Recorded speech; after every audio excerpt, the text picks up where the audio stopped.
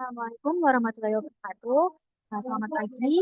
Kenalkan, nama saya Raihana Seki Aswanda dengan nomor NPM 22082010068. Di sini saya akan melakukan presentasi mengenai tugas audit week 6 pada bab risk assessment dan scope audit.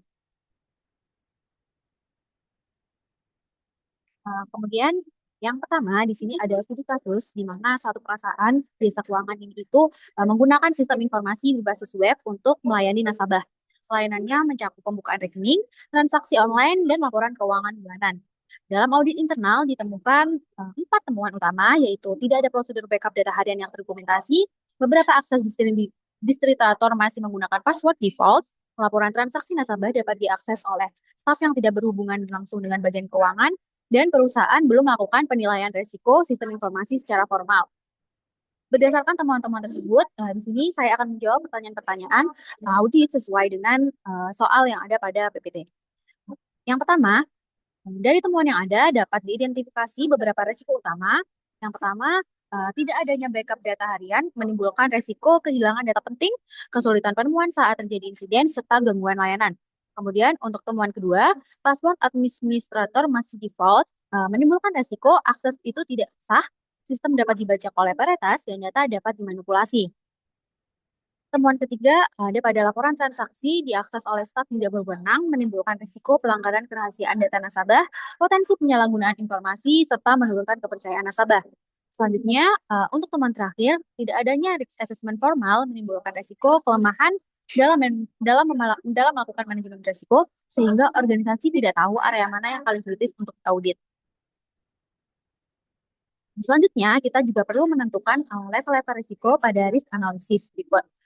Untuk risiko kehilangan data akibat tidak adanya backup dikategorikan high karena kemungkinan terjadinya besar dan juga dampaknya sangat serius terhadap operasional dari perusahaan sendiri.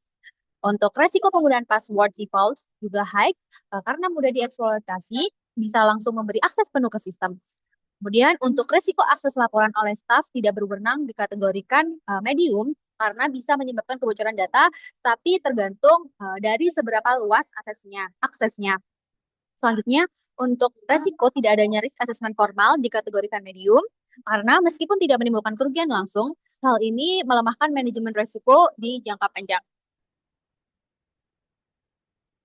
Selanjutnya, sebagai auditor, saya memberikan beberapa rekomendasi, di mana yang pertama, melakukan prosedur backup.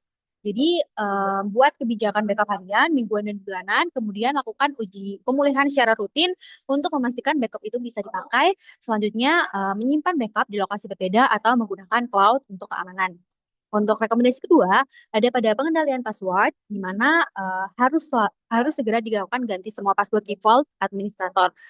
Kemudian menetapkan kebijakan password yang kuat dan melakukan perubahan secara berkala, serta menggunakan autentikasi ganda atau multi-faktor autentikasi. Untuk rekomendasi ketiga, yaitu kontrol akses laporan, di mana di sini perlu melakukan penerapan prinsip less privilege, di mana hanya staf yang berwenang saja yang boleh mengakses laporan, dan menggunakan audit log untuk mencatat siapa yang mengakses data, kapan, dan dari mana. Kemudian untuk rekomendasi keempat, ada risk assessment formal, melakukan identifikasi aset, ancaman, dan kerentanan, melakukan analisis kemungkinan dan dampak setiap resiko, serta menyusun secara mitigasi dan melakukan evaluasi secara periodik.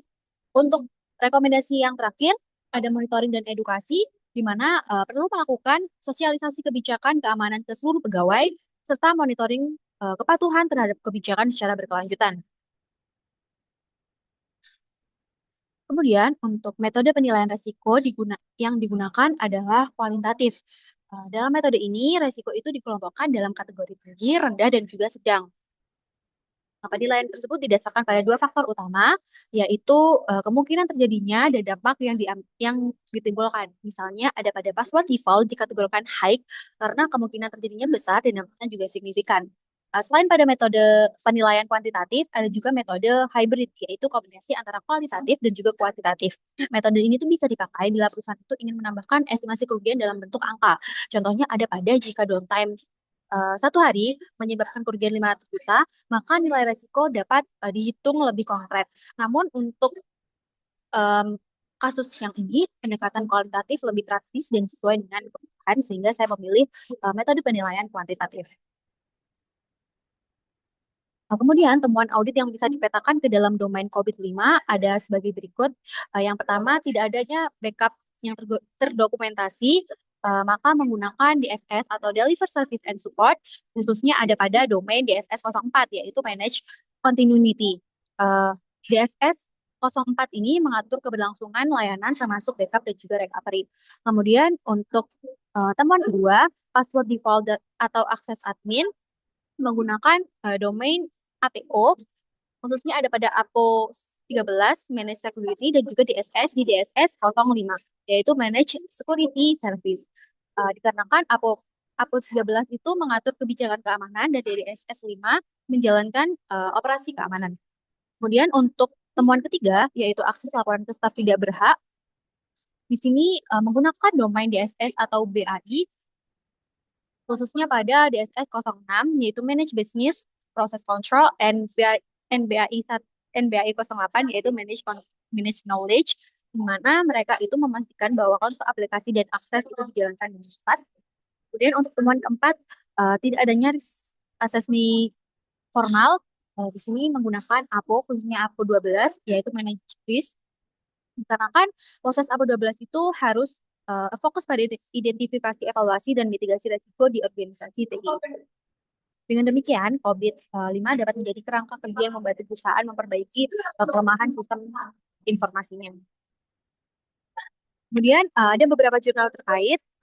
Di sini jurnal pertama ada dipublish oleh Setiawan J dan Vianti MI pada tahun 2022 yang berjudul Risk Assessment and Recommendation Strategy Based on COVID-5 for Risk, a Case Study of an Internet Service Provider Company, yang diterbitkan oleh Information System International Conference, di mana fokus penelitiannya menggunakan COVID-5 for Risk untuk melakukan penilaian risiko dan memberikan strategi rekomendasi di sebuah perusahaan penyedia layanan internet.